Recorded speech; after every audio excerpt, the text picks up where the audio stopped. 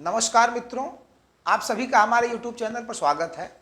आज हम लोग डिस्काउंट के कुछ क्वेश्चन सॉल्व करेंगे।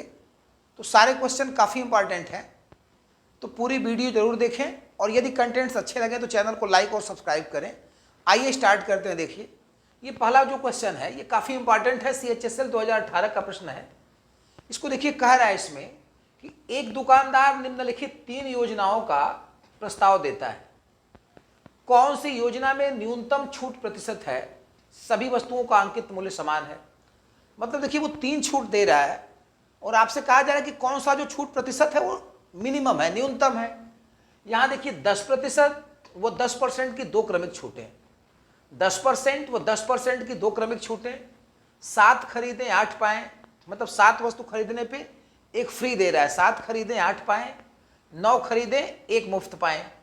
इसका देखिए दैनिक जीवन में भी उपयोग है।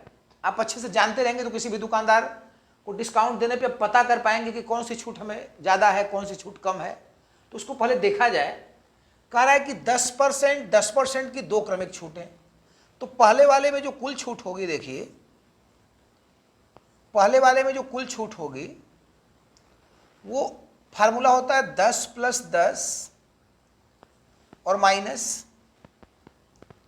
10 × 10/100। पहले में यही ना होता है, x + y - xy/100। पहले वाले में इतना छूट होगा। अब 10 10 देखिए 20 हो गया और ये 2 0 से 2 0 कट गया, 1 बचा, 20 में से 1 गया 19।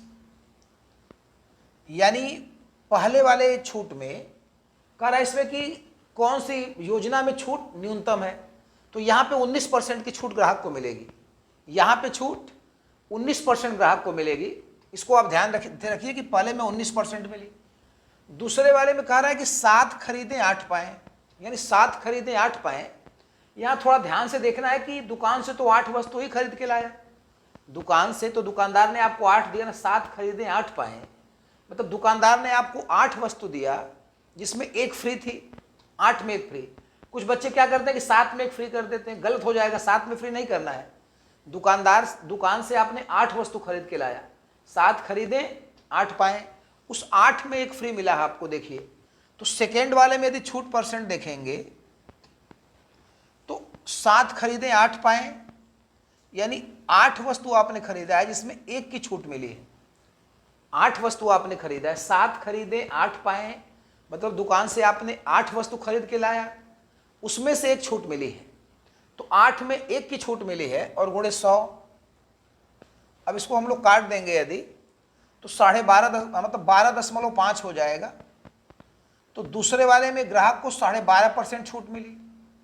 पहले वाले में छूट 19% है। यहाँ काटिए, देखिए 8 × 1 = 8, 2 × 10 = 20, 8 दूना के 16, 4 20, 8 पंजे 40। अब तीसरे में कह रहा है, देखिए 9 खरीदें 1 मुफ्त पाएं। यहाँ थोड़ा इसका वर्ड बदल दिया है, 9 खरीदें 1 मुफ्त पाएं। तो 9 के खरीद में 1 मुफ्त पाए हैं। तो दुकान से आपने कितनी वस्तु खरीदा? दुकान से आपने 10 वस्तु खरीदा, मतलब 10 वस्तु लिया। 9 खरीदें 1 मुफ्त पाए, तो दुकान से तो 10 ही लाए ना, 9 खरीद के 1 फ्री में लाए। तो दुकान से कितनी वस्तु खरीद के लाए आप? 10। अब 10 में 1 फ्री दिया है दुकानदार का। फिर यहाँ पे कन्फ्यूजन न रहे, ऐसा मत सोचिएगा कि 9 खरीदने पे 1 फ्री मिल रही, गलत हो जाएगा। फिर 9 खरीदा और 1 फ्री पाया, मतलब दुकान से आपने 10 वस्तुएं खरीदी, उन 10 वस्तुओं में आप 1 फ्री पाए हैं, 9 का पैसा दे के लाए हैं। तो 10 में 1 फ्री है और गुणे 100। अब 10 10 में 100, तो ये वाले डिस्काउंट हो गए 10%। अब कह रहा कि कौन सा न्यूनतम छूट % है?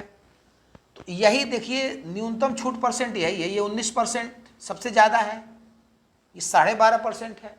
सबसे न्यूनतम छूट % 10% है, यानी ये वाले में छूट 9 खरीदें 1 मुफ्त पाएं, यानी तीसरे वाले में न्यूनतम छूट % है। तो यहाँ पे जो ऑप्शन इसका थर्ड है, देखिए लिखा है ना, केवल 3, यानी तीसरे वाले में न्यूनतम छूट % है। इसका दूसरा ऑप्शन सही था, तो ये इसका केवल 3, ये वाला ऑप्शन सही है इसमें। तो ये क्वेश्चन हम लोगों का समाप्त हुआ। सेकेंड क्वेश्चन स्टार्ट करते हैं। आइए नेक्स्ट क्वेश्चन देखते हैं। इसमें देखिए, ये CHSL 2019 का प्रश्न है। इसमें कह रहा है कि एक बैग पर 29% की छूट थी, एक बैग पर 29% की छूट थी। एक महिला द्वारा नगद खरीदने पर 13% की अतिरिक्त छूट दी गई। महिला ने जब कैश खरीदा, उसको नगद खरीदा, तो 13% का डिस्काउंट और मिल गया। और यदि वह 617 रुपये 70 पैसा में बैग खरीदती है, बैग का जो सेलिंग प्राइस है, जो महिला ने दुकानदार को पैसा दिया, वो 617 रुपये 70 पैसा है, तो बैग का अंकित मूल्य क्या हुआ है? देखिए, दो बार छूट मिली, एक बार 29%, एक बार 13%। और आपको पता है कि छूटें अंकित मूल्य पे दी जाती हैं, छूट अंकित मूल्य पे दिया जाता है, लाभ या हानि जो है वो लागत मूल्य पे होता है। तो इसको छोटे से तरीके से कर लेते हैं हम लोग। इसका अंकित मूल्य हम लोग x मान लें, अंकित मूल्य x मान लिया हमने। अब अंकित मूल्य x मान लिया, 29% की छूट थी, तो 29% की छूट थी, तो वस्तु कितने परसेंट में बिकी होगी? तो 100 में से 29 घटा दीजिए, तो 100 में से 29 घटा देंगे तो 71% में बिकी होगी। तो ये वस्तु का सेलिंग प्राइस था पहली वाली छूट के बाद। 29% छूट के बाद वस्तु का जो सेलिंग प्राइस होगा अंकित मूल्य का 71%। 29% यदि छोड़ दिया दुकानदार ने तो 71% ही बचा। अंकित मूल्य का 71% ये सेलिंग प्राइस था उसका, इतने में महिला को मिलता, लेकिन फिर महिला को 13% का और डिस्काउंट मिल गया। यानी जो भी ये सेलिंग प्राइस होता उसका 13% का और डिस्काउंट मिल गया। तो 13% का डिस्काउंट मिला तो बिकी कितने परसेंट पे? फिर तो इसका डिस्काउंट 13% मिलेगा, तो 100 में से 13 घटाइए, 87% पे बिकी। एक ही लाइन का प्रश्न है, समझिए इसको। तो 13% डिस्काउंट हो गया, तो 100 में से 13 घटाएंगे 87, 87/100। और ये नेट सेलिंग प्राइस आ गई है इसकी 617 रुपया 70 पैसा, 617 रुपया 70 पैसा। अब यहां से यदि हम लोग x की वैल्यू निकालते हैं तो 617.70 और गुणे 100 और गुणे 100, ये दोनों जीरो ऊपर चले जाएंगे। नीचे देखिए 71 गुणे 87 आया, इस जीरो का कोई मतलब नहीं है, इसको आप मिटा दीजिए। 617 जीरो में इस जीरो का कोई मतलब नहीं है। अब हम लोग जब इसका देखिए गुणा करेंगे ना, 617 और एक जीरो इससे ले लेंगे, ये भी 7 हो जाएगा, एक जीरो इसको दे देंगे। 617.7 में एक जीरो इससे लेके 10 से गुणा करेंगे तो 6177 हो जाएगा, 6177। और ये टोटल 1000 बचा, 1000 बचा इसमें। और नीचे जब 71 गुणे 87 करेंगे ना तो ये भी वही आएगा, 6177। आप गुणा करके चेक कर लीजिए, 71 गुणे 87 6177 आएगा। अब ये दोनों संख्याएं कट गई, 1000 रुपया। यानी वस्तु का जो मार्क प्राइस था, वस्तु का जो अंकित मूल्य था वो 1000 था। प्रश्न देखिए एक ही लाइन का था, फिर से आप समझ सकते हैं कि अंकित मूल्य वस्तु का हमने 100 रुपया मान लिया, क्योंकि डिस्काउंट हमेशा अंकित मूल्य पे मिलता है। तो अंकित मूल्य 100 रुपया मान लिया, इस पे 29% का डिस्काउंट था, तो यानी अंकित मूल्य का 29% डिस्काउंट हो गया, तो कितने में बिकी? तो 100 में से 29 घटाइए, अंकित मूल्य के 71% पे बिकी। ये सेलिंग प्राइस था, दूसरी छूट के पहले का ये सेलिंग प्राइस था। अब इसके बाद क्या हुआ कि दोबारा फिर 13% का डिस्काउंट हो गया। तो इस सेलिंग प्राइस का 13% डिस्काउंट हुआ, तो 100 में से 13 घटाएंगे, यानी वस्तु 87% पे बिकी। तो यक्स का 71/100 गुणे 87/100, और ये मतलब दोनों का जब गुणा कर देंगे तो ये लास्ट में अंतिम सेलिंग प्राइस हो गया। जितना अंत में वस्तु बिकी, जितने पैसे में, 617 रुपये। दो बार डिस्काउंट के बाद वस्तु 617 रुपये 70 पैसा में बिकी। तो यक्स गुणे 71/100 गुणे 87/100, 617 रुपये 70 पैसा। अब यदि हम लोग यक्स की वैल्यू निकालेंगे तो ये दोनों कहाँ चले जाएंगे? ऊपर। तो 617.70 गुणे 100 गुणे 100/71 गुणे 87।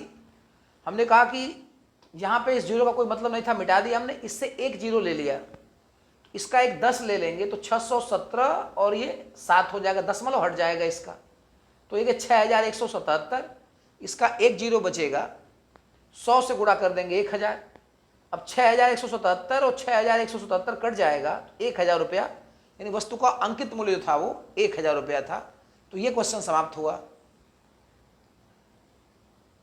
आइए नेक्स्ट क्वेश्चन देखते हैं। इसमें देखिए ये सीपीयू 2017 का प्रश्न है, छोटा सा प्रश्न है। देखिए इसका कंसेप्ट पहले क्या है। अंकित मूल्य का 3/4 भाग विक्रय मूल्य के 5/6 के बराबर है। अंकित मूल्य मतलब मार्क प्राइस, तो मार्क प्राइस का 3/4 भाग विक्रय मूल्य के 5/6 भाग के बराबर है। छूट प्रतिशत क्या है? एक लाइन का सवाल है, आप ध्यान से देखिए। इसमें कह रहा है कि जो अंकित मूल्य है मार्क प्राइस का 3/4 भाग सेलिंग प्राइस के 5/6 भाग के बराबर है। अंकित मूल्य का 3/4 भाग सेलिंग प्राइस के 5/6 भाग के बराबर है, तो मार्क प्राइस का 3/4 बराबर सेल प्राइस का 5/6। अब आप समझ लीजिए कि सेल प्राइस बटे मार्क प्राइस, पक्षांतर कर लीजिए, सेल प्राइस बटे मार्क प्राइस, सेल प्राइस बटे मार्क प्राइस। मार्क प्राइस को इधर लाएंगे ना तो सेल प्राइस बटा मार्क प्राइस हो जाएगा। पक्षांतर करिए, 3/4, ये 6 जब ऊपर जाएगा ना तो 6 और बटा कितना हो गया? 5 हो गया। इसको आप 2 से काट दीजिए, 2 दूना के 4 और 2 तिहाई 6। अब ये देखिए 3 तिरिक के 9 और 5 दूना के 10। अब इसका मतलब देखिए क्या हो गया। मार्क प्राइस यदि 10 रुपया होगा, यानी अंकित मूल्य 10 रुपया होगा, तो सेलिंग प्राइस 9 रुपया आ रहा है, यानी 10 रुपये की वस्तु 9 रुपये में बिकी। 10 रुपये मार्क प्राइस था, अंकित मूल्य 10 रुपये था, तो 9 रुपये में बिकी। अब पूछ रहा है कि डिस्काउंट परसेंट बताइए, छूट परसेंट बताइए। तो छूट प्रतिशत कैसे निकालेंगे? तो छूट प्रतिशत बराबर क्या रुपए की छूट हुई? 10 रुपये की वस्तु 9 रुपये में बिकी, तो कितने की छूट हुई? 1 रुपये की। और नीचे आप मार्क प्राइस लिखिएगा, अंकित मूल्य 10, क्योंकि जो छूट होती है छूट को अंकित मूल्य पे ही निकाला जाता है। तो 1 रुपये की छूट हो गई और मार्क प्राइस हो गया 10, अंकित मूल्य 10 और गुणे 100, तो 10 10 में 100, यानी छूट परसेंट आपको 10% हो गई, यानी छूट 10% हो गई। सेकंड ऑप्शन सही था। तो ये क्वेश्चन समाप्त हुआ। आइए नेक्स्ट क्वेश्चन देखा जाए। ये क्वेश्चन भी देखिए सीपीयू 2017 में पूछा गया प्रश्न है। एकदम सिंपल सा प्रश्न है। एक वस्तु जिसका अंकित मूल्य 2400 रुपया है, 1872 में बेची गई, छूट परसेंट क्या है? एक वस्तु जिसका अंकित मूल्य 2400 रुपया है, 1872 में बेची गई, तो पहले छूट जब निकाला जाएगा इसमें, इसके बाद परसेंट निकालेंगे हम लोग। तो छूट निकालेंगे तो अंकित मूल्य 2400, 1872 में बेची गई, तो 2400 की वस्तु यदि 1872 में बेची गई तो कितना छूट हो गई? देखिए इस पे, तो 10 में से 2 गया 8, 9 में से 7 गया 2, अब यहाँ 3 बचा तो 13, 13 में से 8 गया 5, 1 में से 1 गया 0, 528 रुपये की छूट हो गई। यदि 2400 की वस्तु 1872 में बेची गई तो 528 की छूट हो गई। अब छूट परसेंट निकाला जाए तो छूट परसेंट में 528 की छूट है, और छूट आपको पता है कि छूट हमेशा अंकित मूल्य पे दी जाती है। तो छूट हमेशा अंकित मूल्य पे दी जाएगी, तो अंकित मूल्य कितना है इसका? 2400 रुपया। तो अंकित मूल्य हो गया देखिए 2400 रुपया और गुणे 100। अब इसके 2 जीरो से ये 2 जीरो कट जाएगा, अब बाकी 24 इसको काटा जाए तो 24 दूना 48, 4 52, 24 दूना 48, 22% का छूट हो गया। तो ये ऑप्शन इसका सेकंड सही था। तो ये क्वेश्चन भी समाप्त हो गया। आइए नेक्स्ट क्वेश्चन देखा जाए। इसमें देखिए ये भी काफी इंपॉर्टेंट क्वेश्चन है। कह रहा है कि एक व्यापारी अपनी वस्तुओं पर क्रय मूल्य से 60% अधिक मूल्य अंकित करता है। एक व्यापारी अपनी वस्तुओं पर क्रय मूल्य से 60% अधिक रुपए अंकित करता है, और 60% अधिक जो है अंकित करके 60% 25% की छूट देता है। मतलब वस्तुओं पे 60% जो भी उसका मतलब क्रय मूल्य है उससे 60% अधिक मूल्य अंकित करके फिर 25% का डिस्काउंट देता है, उस पर 25% की छूट दे दिया, तो उसका लाभ प्रतिशत क्या है? इसको हम लोग देखिए कंसेप्ट से भी करेंगे और इसके बाद से इसको शार्ट ट्रिक से भी करेंगे। तो कंसेप्ट इसका देखिए 2 लाइन में समझ लीजिए कि मान लीजिए कि जो क्रय मूल्य है वो 100 रुपया है, कास्ट प्राइस 100 रुपया है। तो कास्ट प्राइस 100 रुपया है और 60% अधिक मूल्य अंकित करता है। तो अब आप बताइए कि मार्क प्राइस कितना हो गया? यदि कास्ट प्राइस 100 रुपया है और 60% अधिक अंकित करता है इस पे, तो अंकित मूल्य यानी मार्क प्राइस कितना हो गया? तो 160 रुपया, 100 का 60% ज़्यादा बढ़ा के करेगा, 160 रुपये इसका मार्क प्राइस हो गया। अब इस पर 25% का डिस्काउंट देता है तो सेल प्राइस कितना हो गया भाई? देखिए डिस्काउंट हमेशा मार्क प्राइस पे दिया जाता है, डिस्काउंट हमेशा अंकित मूल्य पे दिया जाता है। तो यदि 25% का डिस्काउंट देता है इस मार्क प्राइस पे, तो मार्क प्राइस के कितने परसेंट पे बेचेगा? 160 रुपये का 25% डिस्काउंट कर दिया तो बेचा कितने में? 75% में। 25% का यदि इसे डिस्काउंट हो गया तो मार्क प्राइस के 75% में वस्तु बिकी, तो ये हो गया देखिए 75%। तो सेलिंग प्राइस हो गई 160 गुणे 75 बटा 100। अब हम लोग इसको 25 से काटेंगे, 25 चौक का 100 और यहाँ से काट दें 25 तिया 75, 4 से इसको काट दें तो 4 चौक का 16, 40 तिया 120। वस्तु 120 रुपये में बिकी, वस्तु जो है 120 रुपये में बिकी। तो 100 रुपये को खरीद के वस्तु का जो लागत मूल्य था, वस्तु का जो क्रय मूल्य था वो 100 रुपया था और बिकी अंत में कितने में? 120 रुपये में।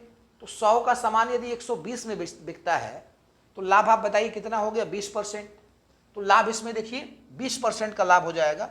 इस ऑप्शन में कहीं भी 20 बना लीजिए, लिखा नहीं हुआ है, 20% इसका आंसर है, मिस्टेक हो गया इसमें। तो 20% का लाभ हो गया। ये देखिए इसका कंसेप्ट था, फिर से एक बार देख लीजिए।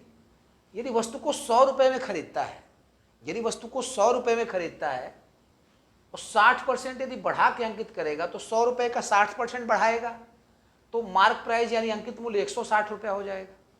अब उस 160 रुपये पे वो 25% डिस्काउंट दे रहा है, तो 25% डिस्काउंट देने का मतलब होगा कि 75% पे बिकेगी। 25% तो छोड़ ही दिया 160 का, 160 के 75 में बिकी, तो 160 के 75 में बिकी तो 160 गुणे 75 बटा 100। अब 0 से 0 कटेगा, मतलब 25 से काटे थे पहले, 25 चौक का 100, 25 तिया 75, 4 से काट दिया 160 को 40, 40 तिया 120, यानी सेलिंग प्राइस 120 रुपया हो गया। यानी वस्तु को 100 रुपये में खरीद के 120 रुपये में बेच रहा है, तो 20% का क्या हो जाएगा? इसको लाभ हो जाएगा। तो ये वाला ऑप्शन सही था। इसका एक सार ट्रिक होता है, देखिए लाभ परसेंट का, लाभ या हानि जो भी निकालना है उसको, लाभ परसेंट का फार्मूला होता है देखिए x plus y plus x y by 100। देखिए ये लाभ वाला फार्मूला होता है। तो ये जो 60% बढ़ा के अंकित किया है ना, ये चूंकि इससे फायदा हो रहा है, इसको 60% बढ़ा के अंकित किया है तो इसको आप प्लस 60 लिखिएगा।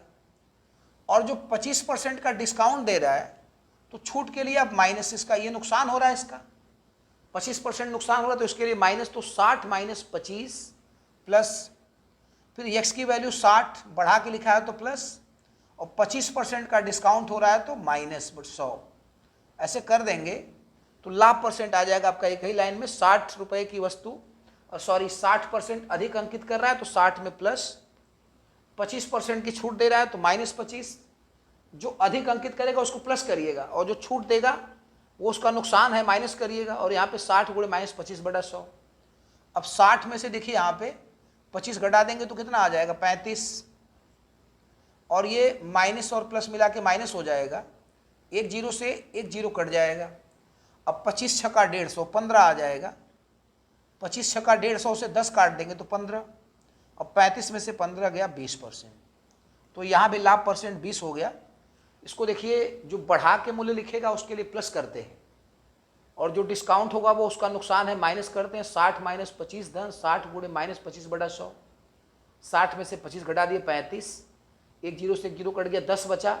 25 छक्का 150, 150 में 10 से भाग दे देंगे 15, 35 में से 15 गया 20%, यानी उनको लाभ 20% का लाभ मिलेगा लास्ट में। तो आज की वीडियो में बस इतना ही।